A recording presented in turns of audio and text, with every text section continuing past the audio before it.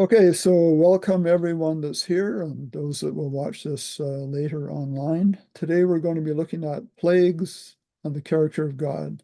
Now, I had originally intended to look at the plagues of Egypt, the seven last plagues and other uses of plagues in the Bible, but I soon found there was a lot of material, so today we're just going to be looking at the plagues of Egypt, and probably in our next session we will look at the end time plagues.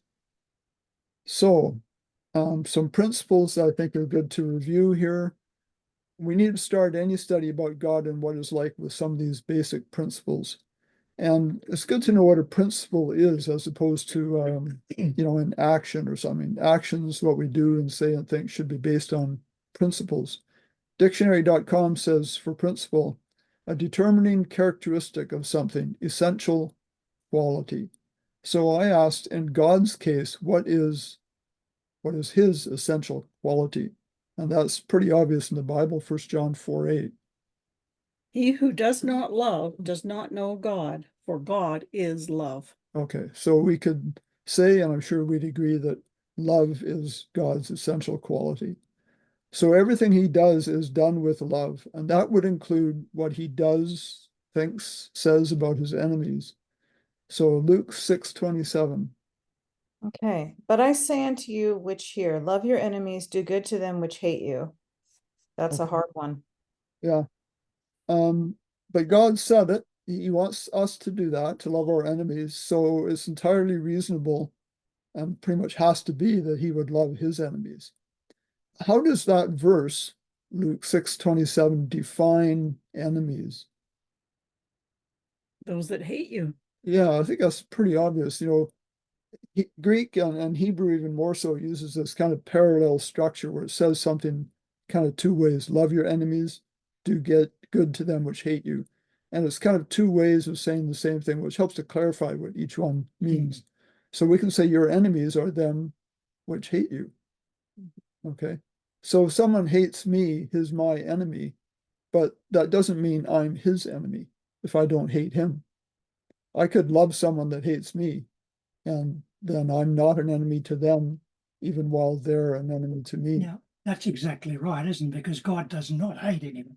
He doesn't dislike anyone, Right, even though we may dislike him. right. Exactly. So enemies is kind of like even say forgiveness. It's a two-way street, right? For forgiveness, God forgives us and we accept it or we don't.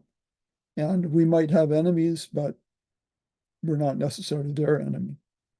So does God have enemies? Well, it says here in James 4:4. Ye adulterers and adulteresses, know you not that the friendship of the world is enmity with God? Whosoever therefore will be a friend of the world is the enemy of God.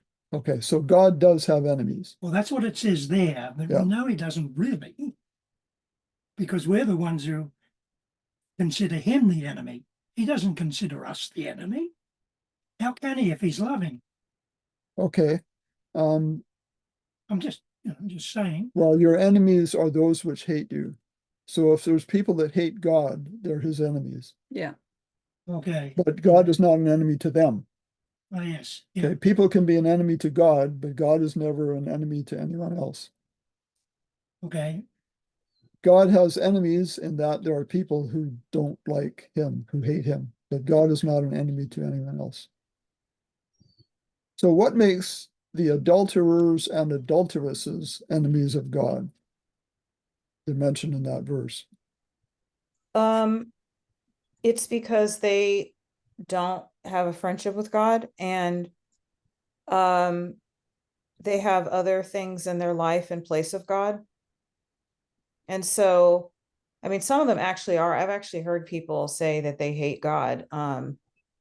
It's not common. I haven't heard it often, but I have heard it through the span of my lifetime. And those people actually have set themselves up as enemies against God. But I think most people are just living their lives and they don't really have a knowledge of God and they have no desire to seek God. They're not actually verbally saying to someone, I'm an enemy of God, you know? So I think it's just having idols in place of God and not seeking God and not having a relationship with him. Yeah, and part of that is just a matter of ignorance, like not knowing who God is, and part of that is our fault. You know, the believers in God generally, you know, aren't sharing what he is like. Well, many of them don't even understand what he's like completely. So they're adulterers and adulteresses are enemies of God because they're a friend of the world, which is basically what Kylie said there. So um, if someone is your enemy, they hate you. Does that automatically mean you hate them? We said no. I think we understand that. So would God's enemies be people that hate him? Yes. For any particular person, what would determine if God was their enemy? How could you recognize that God was an enemy of someone? They don't follow him. Well, that's their attitude towards him. We're talking about God's attitude towards someone we could call his enemy. How could you recognize if God was an enemy of someone? Wouldn't you have to hate them? Be bad to them? If God was an enemy to someone, that would be really scary for the person to Yes. have God be their enemy. I mean, would they even exist? Like, I mean, I don't, Well, no, I'm asking, like, seriously, because I mean, from the God that I understand, God is love. He's just embodiment of love. And I think there's people and also beings like Satan that are enemy of God, but I think God is an enemy of Satan right now, because he hates what he's doing. But I don't think God is an enemy of any humans because he's trying. I mean, this is my own personal thing. And if I'm wrong, please correct me, like show me the Bible verse and correct me. But I think that I think that God is not enemies of anyone human as long as there's breath in their body. There's still a chance for them to be saved as long as they're still breathing and they're not, buried 6 feet under. There's still a chance for them to be saved. And I think that I'm going to use like the low hanging fruit here. I think that if Adolf Hitler had repented and recanted his beliefs, I think that I know God would have saved him, but he didn't do that because he was arrogant and, he ended up committing suicide. But I think that God died for him just like he died for me, and died for everybody on this in the Bible study. And he would have done anything and probably did do everything to save Adolf Hitler or Mussolini or Stalin or any of these like bad men of history. And I don't think I don't think he liked what they were doing. I think he was disgusted and probably it broke his heart that they were murdering so many people because the people they murdered are also his children and he died for them too. But I don't think he was like an enemy of Hitler. I don't know if that makes any sense. I'm not saying he approved of it and he was like, I don't know. I'm not verbalizing what I'm trying to say, but I do think God is an enemy of Satan. okay. I'll comment on that after Paul. Okay. I was going to say, going back to the adulterers and adulteresses, that saying that they're enemies of God is because they're breaking the commandments of God, and human nature. We don't like to be told what to do. We like to do what we want to do, what pleases us. And so these people see God as an enemy because he's stopping them through his law of doing what they want to do, of what pleases them. Okay. So Um, that's how I see it. yeah, Kylie, disregarding is God an enemy of Satan? I would say no. Okay. You say Yeah, no. Why do yeah. you no? Why do I say no? Because simply because of that principle we started with that God is love. Um, and he couldn't, for him to be an enemy, he'd have to do Satan harm, um, possibly hate him, and it's just not within God to do that. I think Satan considers himself an enemy of God. Yeah, and would even consider God his enemy. But I don't Yeah. think God has enemies as far as God being an enemy or wishing harm to anyone else. Now, Satan will meet his end and cease to exist at some point, but it's not God actively doing it. Okay. And of course, we understand that Satan, originally Lucifer, was the first created being, and God certainly loved him at that point. And, those of us that have children love our children, and should they go 100% wrong and hate us, we should still love them. And I think that's true of God, that he loves everyone. Okay, Romans 5:10. For if when we were enemies, we were reconciled to God through the death of his Son, much more, having been reconciled, we shall be saved by his life. Okay, so when people are at enmity, like one against the other, if they're reconciled, then they can come together and be friends again. This verse is telling us we were enemies of God and we were reconciled to God. So God is over here loving towards us, and we're enemies of him, but it's us that are reconciled. It's us that change and not God. God does not change. So when we read of any sort of trouble, including death, destruction, plagues that seem to be God's action, we need to dig deeper to learn what is really going on, because it's not God venting on us. Okay? If we can get this understanding correct, it will fundamentally change our concept of God. He is a tender, merciful Father, much more so than we could be to our own young children. He will only do for us what is for our good. I try in my mind, I try to be consistent as I teach with the Bible. In my mind, I try to make God as good as possible. And I cannot imagine, with what we've been studying and how we're understanding things, I can't understand that when I get to heaven, I will find God saying to me, "You made me out to be too good." I don't think that can happen. It's going to be even better than I've imagined. So let's look at some word meanings here. The first reference to plagues is in Genesis 12:17. And the Lord plagued Pharaoh and his house with great plagues because of Sarai, Abram's wife. Plagues, we got plagued, the verb, and plagues, the noun in that verse. So plagued, plagued is naga. And when you look at the uses of it in the Bible, in the King James Version, it's translated as touch 92 times, various other ways, and plagued 3 times. So this is something I like to do, see how the Bible itself uses original words. And it's obvious that touch is used many more times than plagued. So, a touch doesn't have to be a plague. There's a touch, but it wasn't a plague. Okay, so it's got to touch, or reach, strike, all different terms here. So that's plagues, the Hebrew 5060. So other uses of 5060, I won't get you to read these, I'll just highlight them here. Neither touch it, the tree, and that's this same word. I suffered thee not to touch her. This is regarding the Pharaoh that took Abram's wife. I think that's right. A ladder, it says the top of it, the ladder reached unto heaven. This has nothing to do with the plague. It's just saying that it touched heaven, it went that far, it reached up to heaven. The blood, you will strike the blood on the lintel and the 2 side posts. That's not a plague. It's touching the doorposts. It's marking the doorposts.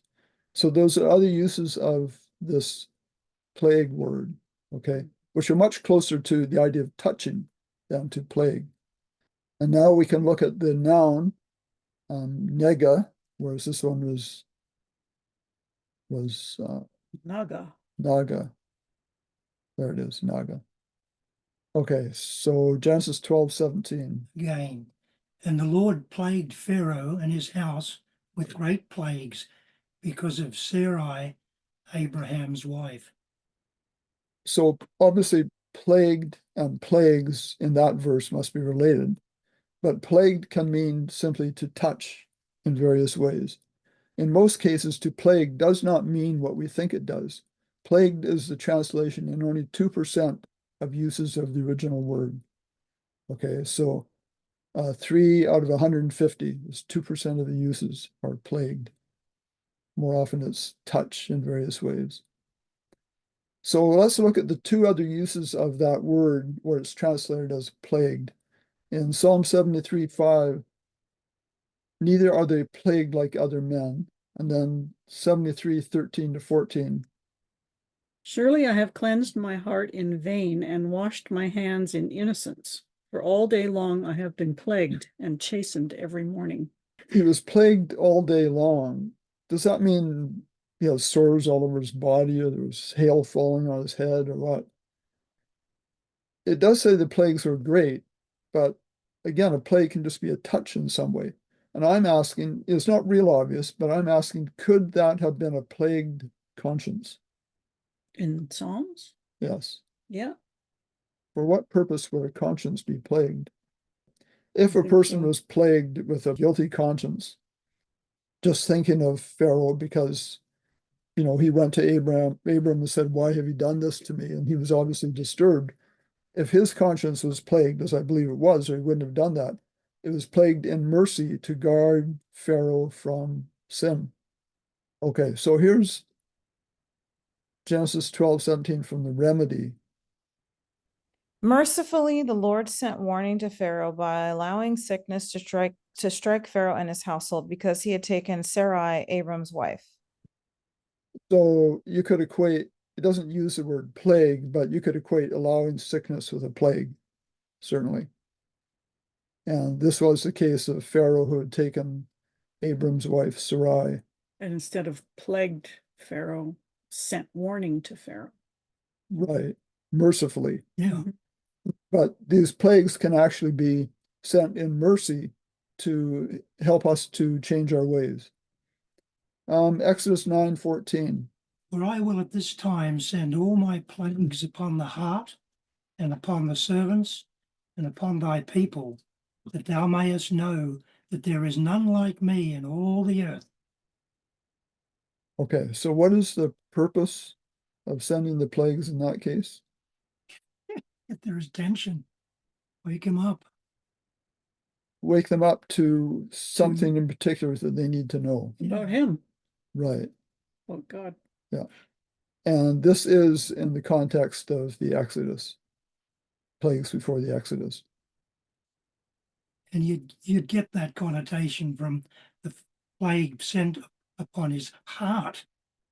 Right. He's not there to make his heart sick. Right. So we're looking at a mind thing here, Okay, consciousness here. thank you for that. I should have highlighted that. I'm really going to highlight it. Very good. Yes, this goes along with what I had said before about plaguing Pharaoh up here. Yes. Yeah, yeah. And heart, of course, is mind. It's not the Mhm. physical pump in your chest. Yes. Oh, thank you, Michael. It's a very good connection. Thank Okay. God. And plagues in this case is a different Hebrew word. It's this megaphah. And it can mean plague usually or slaughter, a few different ones. Now, we're not going to say much about New Testament because we're mostly talking about the plagues of Exodus, but in the New Testament, before Revelation, there are some references to diseases that are called plagues. So Mark 3:10. For he healed many, so that as many as had afflictions pressed about him to touch him. Afflictions instead of plagues. But Oh, okay, okay. And he healed them of those afflictions or plagues. Mhm. Okay, the point is that plagues or afflictions in this case is just referring to physical illnesses that could be healed. Mhm. Okay, and here's the wording down here. Look at that definition in 2a. Yeah, especially sent by God to discipline or punish. Now, God does discipline. He never disciplines people by killing them because that doesn't do you any good to disciple you or teach you the right way. By putting here the healing of the blind man who was born blind. I didn't put more in there, but we're familiar with that. So all plagues in Revelation are this Greek word 4127. And let's just read Revelation 22:18 here. For I testify unto every man that heareth the words of the prophecy of this book. If any man shall add unto these things, God shall add unto him the plagues that are written in this book. Wow. I've always wondered what that meant, so I'm glad you're addressing this today. Yeah. And we'll look a lot more next time at the plagues in Revelation, the last plagues. I just want to share something here that I found kind of interesting. I use AI to generate images and things. And some people, when you tell them you use AI, oh, don't do that. It's the mark of the beast or something. Well, it's not. I think of it compared to television or computers. You know, television is so evil. There's nothing wrong with television or computers. They can be used for good or for evil.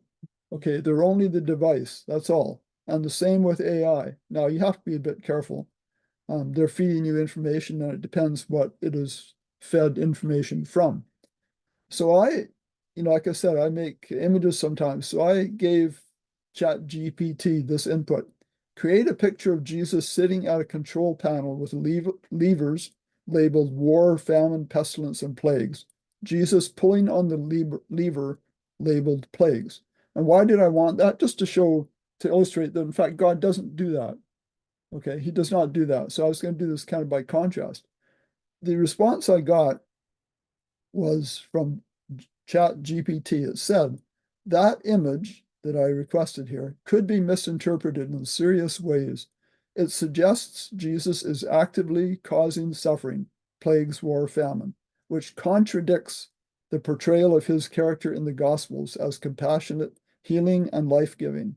If you're trying to make a theological or symbolic point, perhaps critiquing certain views of God's character, which is what we're talking about, I can help design an alternative image. It did not want to make that image because it could be misunderstood. I could help design an alternative image that communicates that message more clearly without misrepresenting Jesus directly.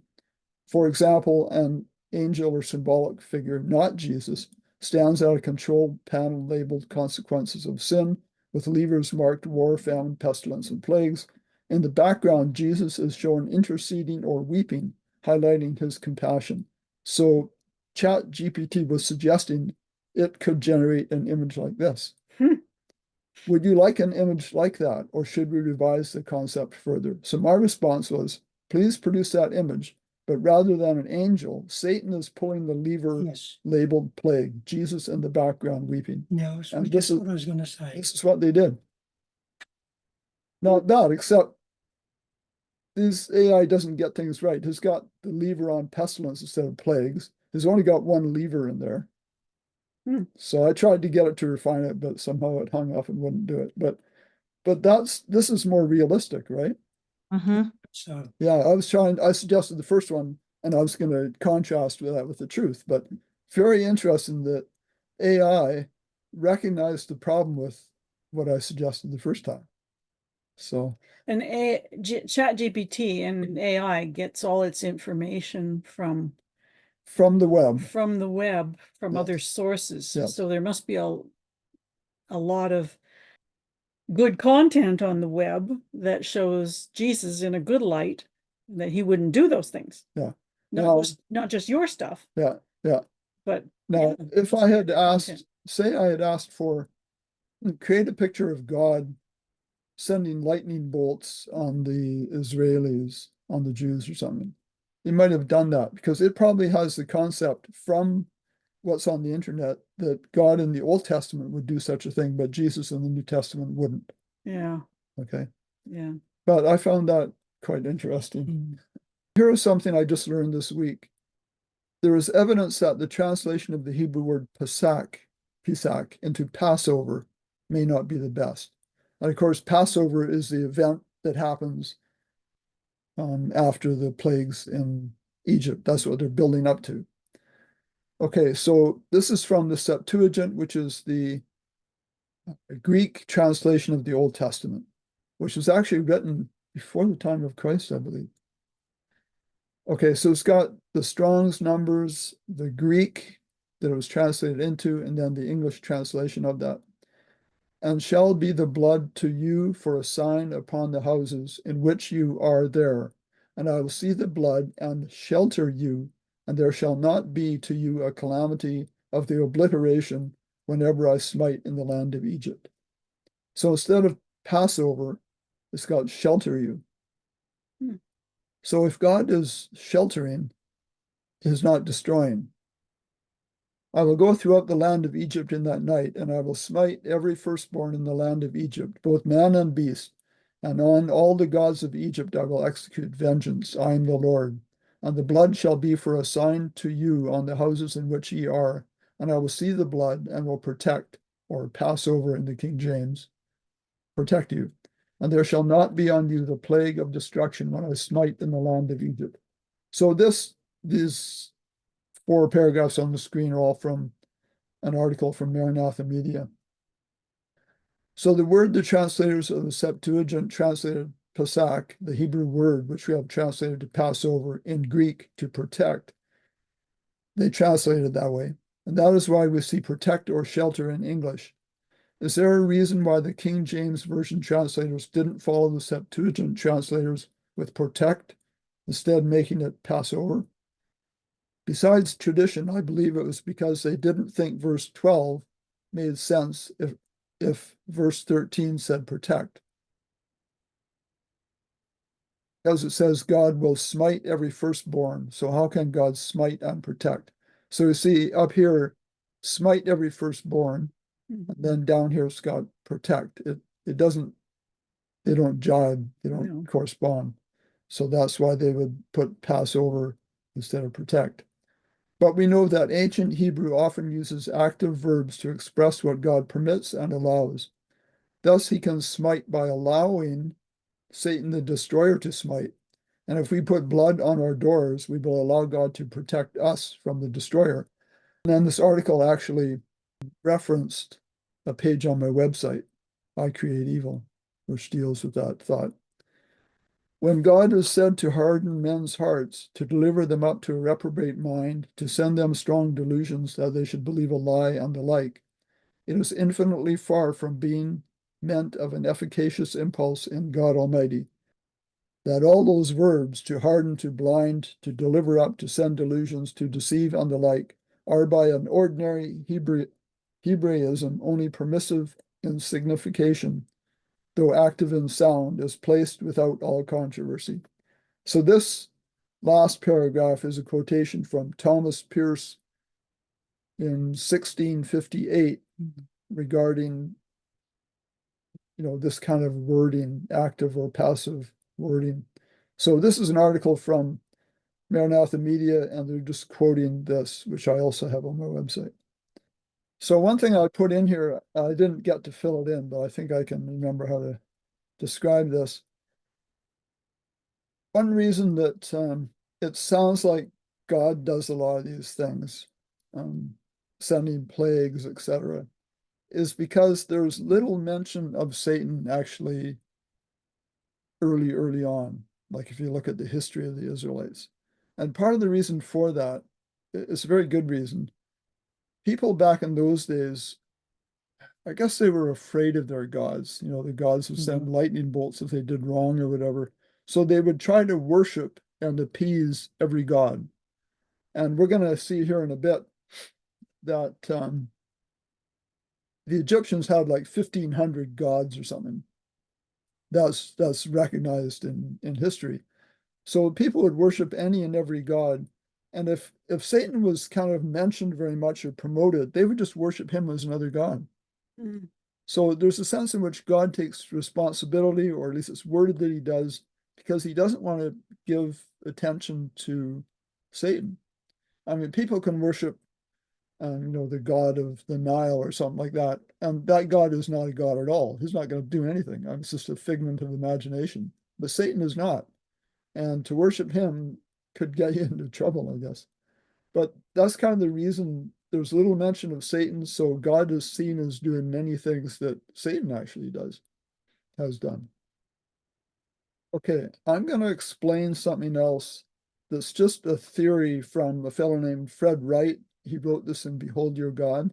It's another theory for not so much all the plagues, but the last plague in Egypt, the death of the firstborn. And it goes kind of like this. Every person has a guardian angel, which I believe is true. Even the Egyptians had them.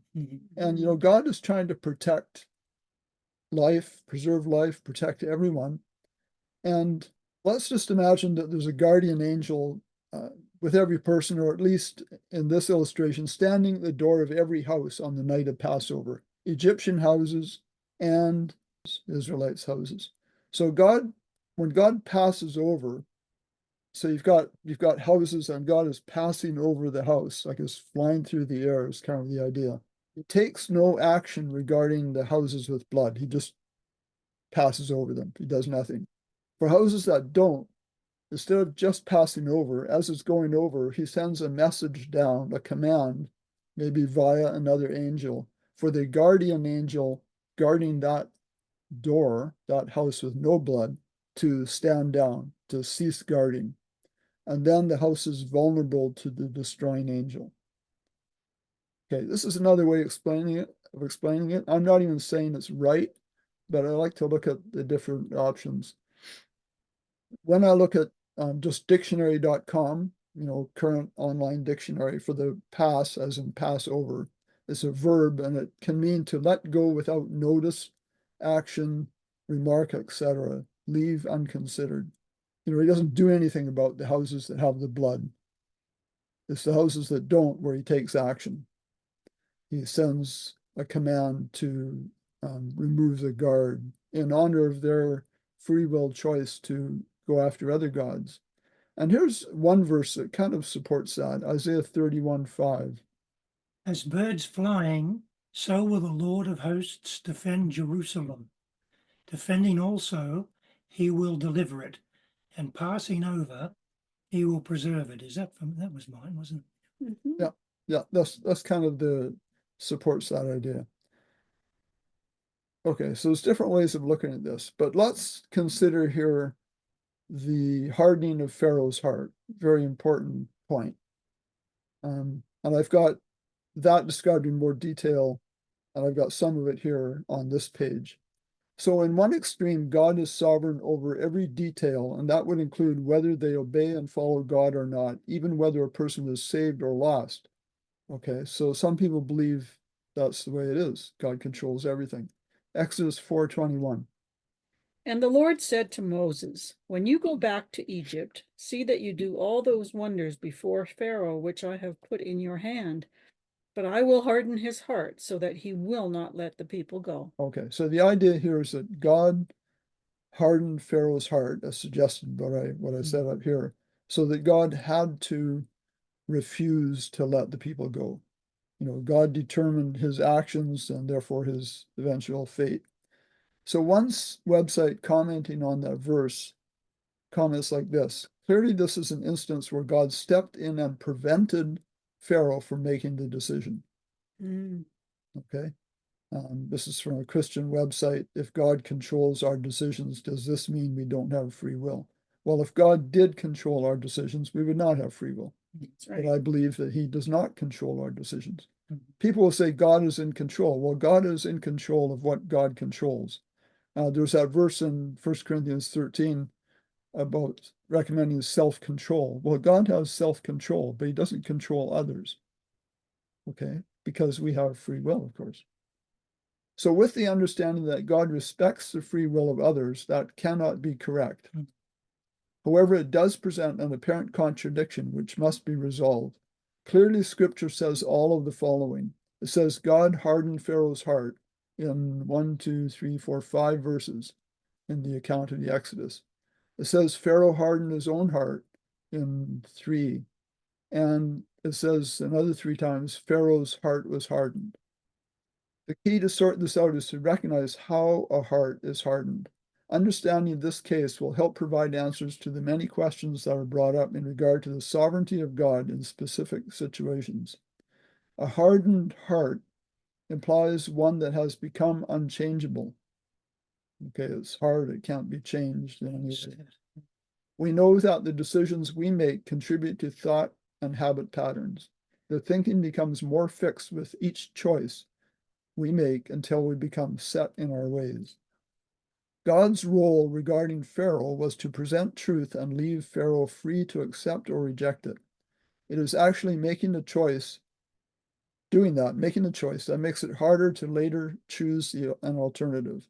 And pride would certainly have been a factor in Pharaoh's case.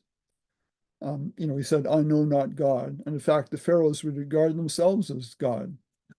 So it would be very demeaning to them. It would affect their pride to recognize a God above themselves. So scripture connects a soft or tender heart with humbling self, and that's something Pharaoh did not want to do. So God had a role in that he confronted Pharaoh with a choice, but the intent was, as with every person, that Pharaoh would accept truth and be saved. Pharaoh's heart was hardened only because of the choice he made.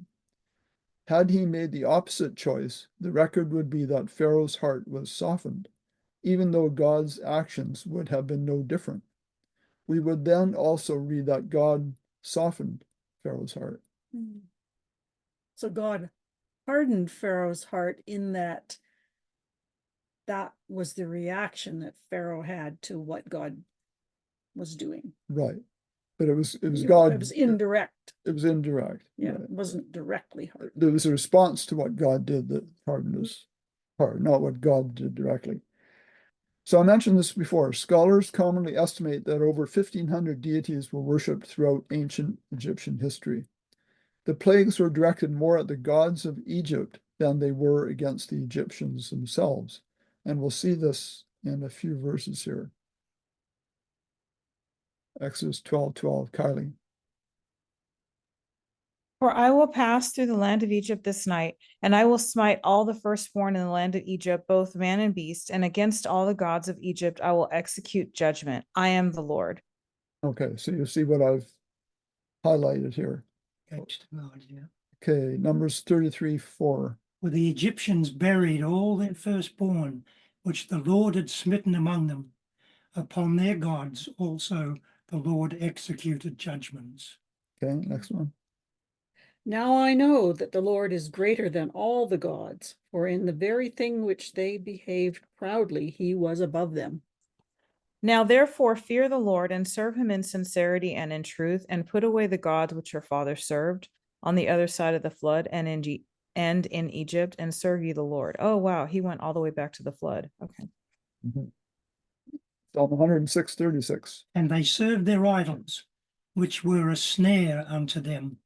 So their idols caused them all kinds of trouble. And that's a lot of the reason why God didn't want them worshiping idols, because idols can't do anything for you, whereas God can provide all things. Okay, next one. And who is like your people, like Israel, the one nation on the earth whom God went to redeem for himself as a people, to make for himself a name, and to do for you great and awesome deeds for your land, before your people whom you redeemed for yourself from Egypt, from the nations and their gods. Okay, redeem them from their gods. Okay, protect them from the From their trouble. nations and their gods, meaning the gods of the nations. Yeah. Yeah. So God had to show that the gods of Egypt were false and were powerless to help them, so that they, the Israelites and the Egyptians both, would serve him so that he could bless them abundantly. God was concerned about the Egyptians as much, I would say, as the Israelites. He wanted to save them as well. Yeah. So we're going to look in a little detail at the 10 plagues here. We'll go through them and see how they relate to the character of God. Exodus 7:5. And the Egyptians shall know that I am the Lord when I stretch forth mine hand upon Egypt and bring out the children of Israel from among them. Okay, so first plague is blood. Exodus 7:19. The Lord spake unto Moses, say unto Aaron, take thy rod and stretch out thine hand upon the waters of Egypt, upon the streams, upon their rivers, and upon their ponds, and upon all their pools of water, that they may become blood, and that there may be blood throughout all the land of Egypt, both in vessels of wood and in vessels of stone. Okay, we're just going to read a few selected verses with each one. Otherwise, it would take a really long time. But blood throughout all the land of Egypt. Now, that would include the territory referred to as Goshen, which is part of Egypt where the Israelites lived. So they also experienced this blood. And 7:25. And 7 days passed after the Lord had struck the river. Okay, I just put this in because I want to take note of durations of plagues. And there's not a duration mentioned in most cases. I have the question, how long did all these plagues take? You know, I'm thinking maybe it's a month each. I really don't know. But this one was 7 days, so that's a bit of a clue. This word smitten is in the hifil verb form. I should have put the link, I'll add it later. We studied about that. The hifil verb form just shows that it's permissive rather than causative. Okay, he permitted the river to be smitten. Okay, Hapi, whatever, was a god of the Nile River. Like I said, they had 1,500 gods, and we're going to briefly mention some of them. Second one was frogs. Exodus 7, 6-8. Kylie. And Aaron stretched out his hand over the waters of Egypt, and the frogs came up and covered the land of Egypt. And the magicians did so with their enchantments and brought up frogs upon the land of Egypt. Then Pharaoh called for Moses and Aaron and said, entreat the Lord that he may take away the frogs from me and from my people, and I will let the people go, that they may do sacrifice unto the Lord. Okay. How did the magicians duplicate the plague of frogs? With their enchantments, it says. Okay. Satan. Yeah. They didn't create frogs. Similar to earlier on when Moses had Aaron throw his rod down and it became a snake, and then Pharaoh had his magicians throw their rods down and they became snakes, but Aaron's rod snake gobbled up the other ones. Okay, so they're doing this through magic. They're not actually producing frogs. How did God bring the frogs? Well, maybe he created them, maybe he caused them to come up out of the stinky water. Yeah, I think there might be an interesting connection when you look at the order of the plagues, like one contributed to the next. Maybe, yeah. Um, No, I If I think was a frog, I wouldn't want to be in a bloody river. Yeah, exactly. And then the frogs all die, and then there's flies and things. Yes. Interesting progression. Why didn't Pharaoh get his magicians to remove the frogs? It's a good question. Because they probably didn't have the power to do that. Yeah, and when they duplicated, maybe they had some frogs in their back pocket and they threw them on the ground or something. Well, did they worship frogs too? Well, here's their frog that's one of god. their guides. Frogs So- were a symbol of fruitfulness and fertility. The frog goddess Heket. There she is. So maybe the magicians didn't want to kill the frogs because they worship them. Yeah, exactly. Oh, I think you say that a little lower. Yeah. They wouldn't want to kill the symbol of their goddess. So Pharaoh had to turn to the true God to get the frogs out of his bedroom and everywhere else. Exodus 8:10. And he said, tomorrow. And he said, be it according to thy word, that thou mayest know that there is none like unto the Lord our God. Okay, the verse before Moses says, when do you want me to have the frogs removed? I just put this one in especially because that thou mayest know that there is none like unto the Lord our God. And that is mentioned a number of times through this whole episode of the plagues. And again, the plagues were directed against the gods of Egypt. Not that God could physically do anything against them, because they were no one. They were just imaginary, right? But the point is against their reputation, I guess, to show that there was no such God who could do anything for the Egyptians. They need to turn to the true God who wanted to bless them. Kylie. Yeah, I have a silly question. So I know that the last plague, which is the death of the firstborn, I know that one didn't touch the Israelites because they put the blood over the door. But I want to know with these other plagues, did these affect the Israelites, like the blood in the river, the frogs, and now I see down here the lice, or was that only affecting the Egyptians? Okay. The first three affected all of Egypt. We'll see that in the next verse even. After that, the Israelites in the land of Goshen were protected. Okay. So it's kind of interesting. The 10 plagues in Egypt are divided into 3 that affected everyone, and then 7 that did not affect God's people. And the 7 last plagues, when you get to Revelation, there are only 7 plagues, and we refer to them as the 7 last plagues. They do not affect God's people. So there's kind of a connection there. Yeah, so this will answer that question here. Exodus 8:16 as we start to look at the lice.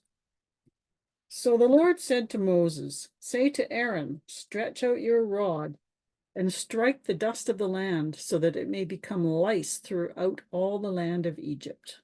Okay, so in the first two, the waters turning to blood on the frogs, the Egyptian magicians duplicated those plagues.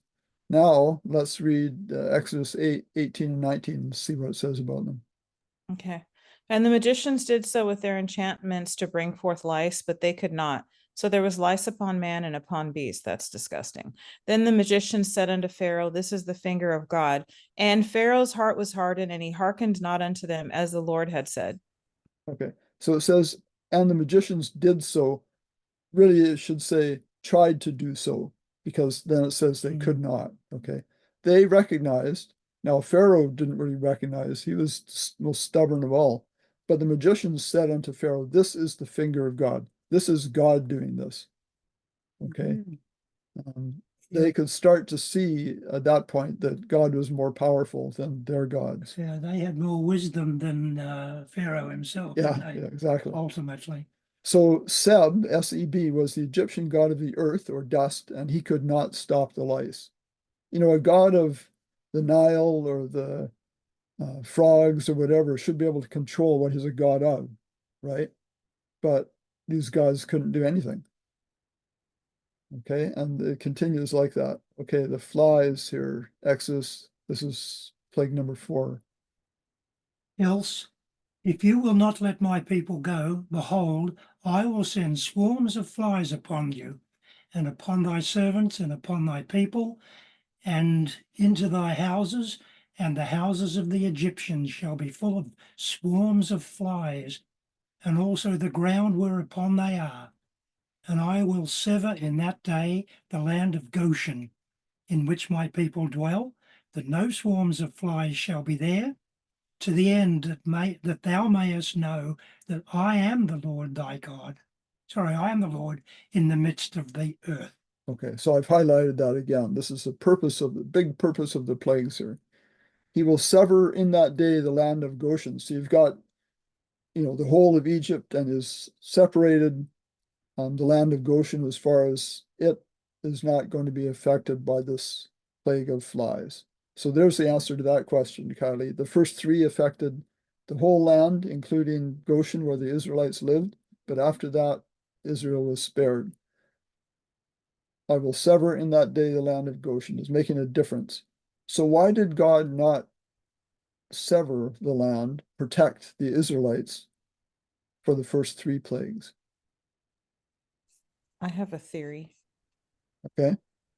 Maybe because the Israelites had been living there for 400 years in Egypt, since Joseph went there, they had become very pagan, like their Egyptian overlords, and maybe they needed to have the plagues to be reminded of who's really God and who isn't God. That's Yeah. my theory. I think that's pretty much it. Yeah, they needed to know as well. And God just needed to get their attention too. Yeah. You know, I don't know how separate Goshen was from the rest of the land. You know, if they didn't have those plagues, would they just be hearing about the plagues on the news? Would they even know they're going on? You know? So here's just a picture showing the fly god. Okay, so the 5th plague is on the livestock. So the Lord did this thing on the next day, and all the livestock of Egypt died. But of the livestock of the children of Israel, not one died. Okay, so there's a separation in that case. And this is representing the Egyptian god Apis, the bull god, and the god of the cattle, the bulls, was not able to protect them. Okay. Number 6 plague. Okay. And they took ashes of the furnace and stood before Pharaoh, and Moses sprinkled it up toward heaven, and it became a boil, breaking forth with blains upon man and upon beast. That sounds extremely painful. Yes. We don't have to read this, but just another verse in this plague showing again that thou mayest know that there is none like me in all the earth. So again, pointing out the purpose of the plagues. So God judged Sekhmet, the Egyptian goddess of epidemics. Okay, that goddess was not able to protect the Egyptians from these boils. Okay, and then we get to hail, Exodus 9:18-20. Behold, tomorrow about this time I will cause it to rain a very grievous hail, such as has not been in Egypt since the foundations thereof, even until now. Send therefore now and gather thy cattle and all that thou hast in the field, for upon every man and beast which shall be found in the field and shall not be brought home, the hail shall come down upon them, and they shall die. He that feared the word of the Lord among the servants of Pharaoh made his servants and his cattle flee into their houses. Okay, so that's 9:18-20, and 9:29. Again, we have that thou mayest know how the earth is the Lord's. God is the real sovereign of the earth. Quick comment. We're talking about cattle here on the seventh plague. Yep. But a couple of plague before, all the cattle died. He's coming to that. Yeah. So what's the answer there? Okay, it's a good question. It's real. I looked at that one. If we go down to, so this was plague 7, the hail in chapter 9. Let's go down earlier in that chapter to verse 3. Behold, the hand of the Lord will be on your cattle in the field, on the horses, on the donkeys, on the camels, on the oxen, and on the sheep. There will be a very severe pestilence. Okay, so the thing to note here is which is in the field. Okay, so the ones that were not in the field evidently were protected. Okay. The hand of the Lord, the plague will be upon the cattle, the animals that are in the field. So that's in verse 3. So when it says up here, yeah, it just says that gather thy cattle, you wonder how there's any left. But the point is that, okay, let's go back to 5.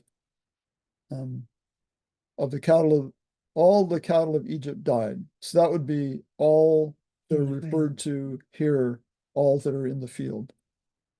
So So there must have been some that weren't in the field. They were in the Yeah. barn. yeah, something like that.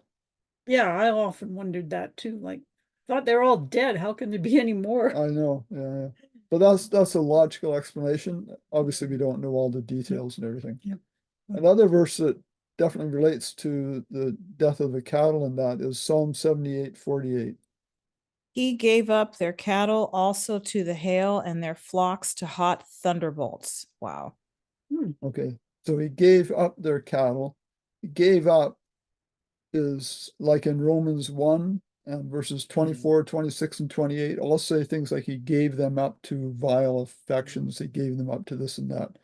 Is God honoring man's free will again?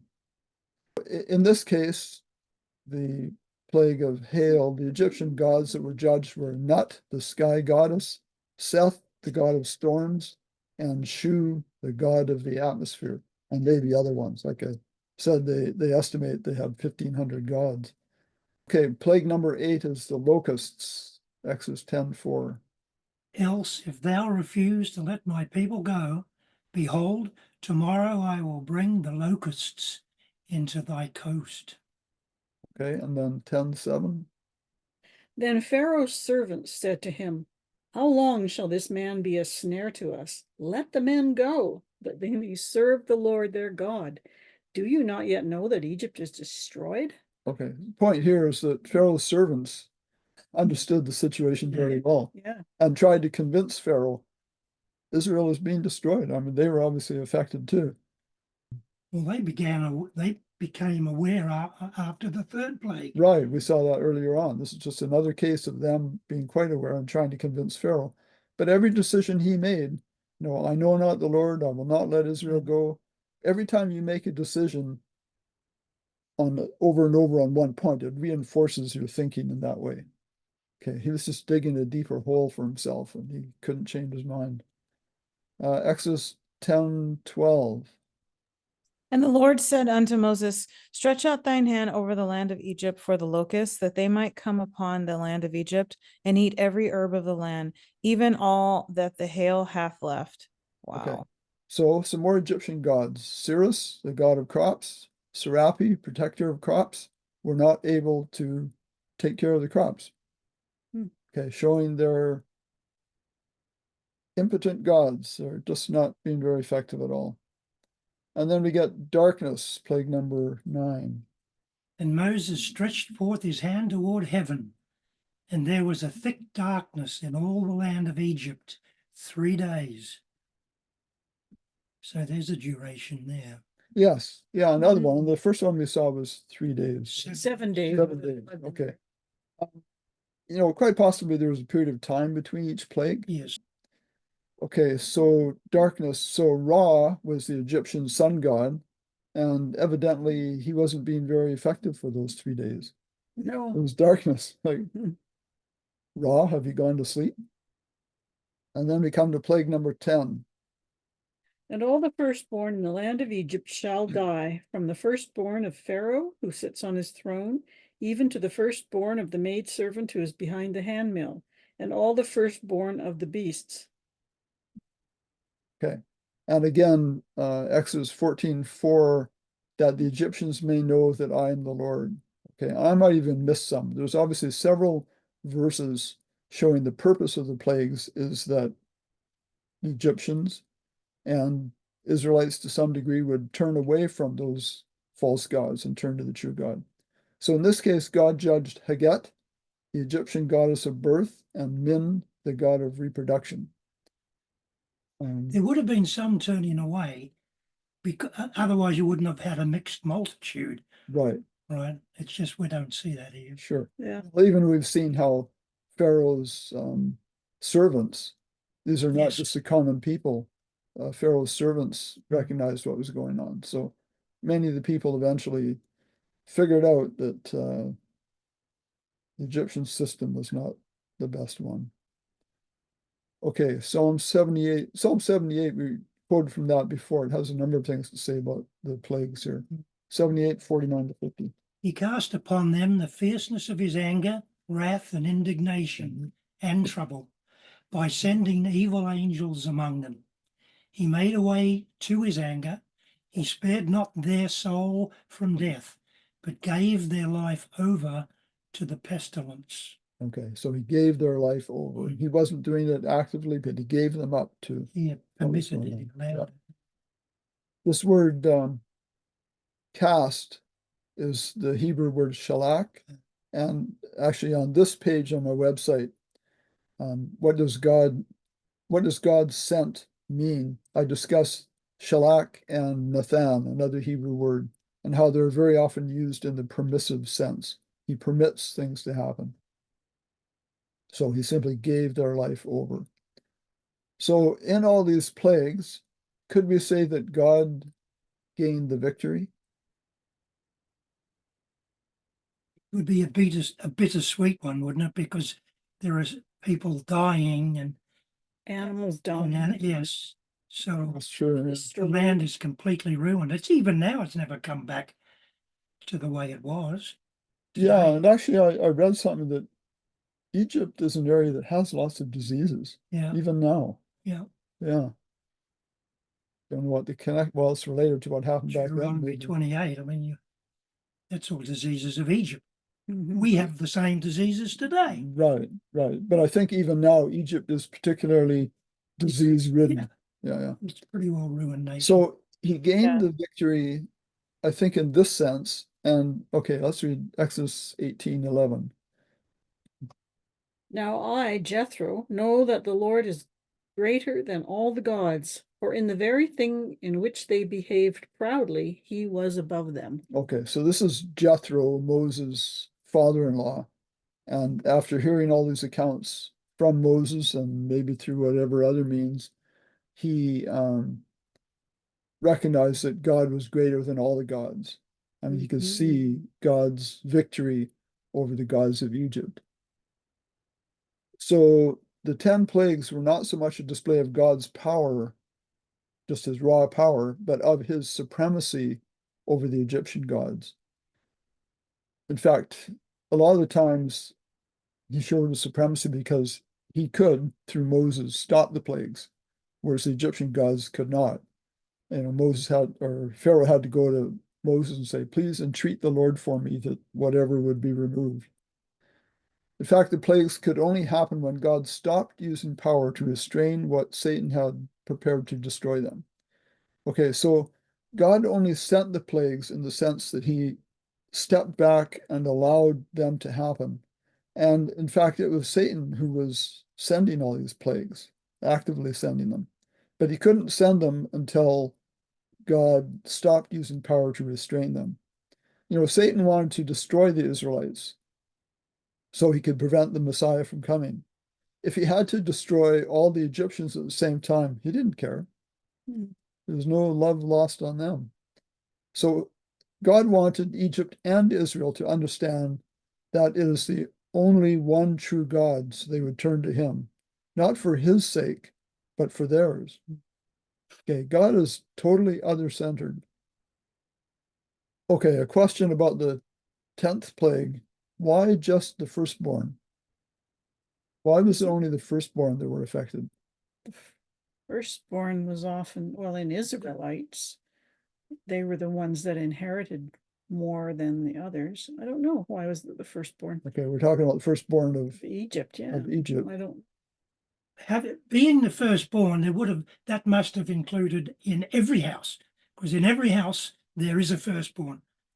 So that would cover the entirety of all the people, firstborn. I don't know, but So in every house, every family, there's a firstborn. Yes. Okay, but why kill just them? Why were only they killed? out of God's mercy, it's still showing perhaps that there could be repentance. Okay, well, apparently the firstborn, I guess this is true of Israel too. Their firstborn would be dedicated to God, but Mhm. dedicated to the true God. But Mhm. apparently the Egyptians did the same thing, not to the true God, but their firstborn was special. And, they would have the inheritance possibly and all that. I don't know how the Egyptian system worked, but the firstborn were dedicated to the false gods. So God couldn't protect them as easily. Satan had more claim over them, maybe it's a better way to put it. Not because they were more sinful necessarily. And the fact that the firstborn of people and animals died kind of helps us because the animals weren't sinful. No, Right. but was the firstborn of an animal? I know in Israel weren't they dedicated to God and you had to redeem them? Exactly.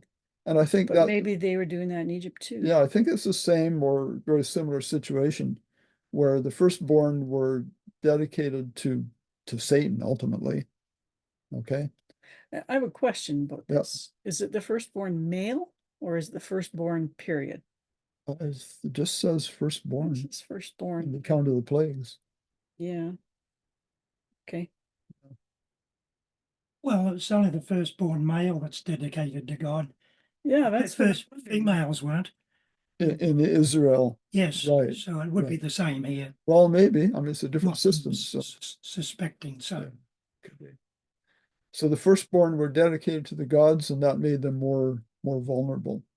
So I use the illustration of when God passed over, possibly, that's one theory, is that an angel would come down to the house with no blood on the door and remove the protection from that house.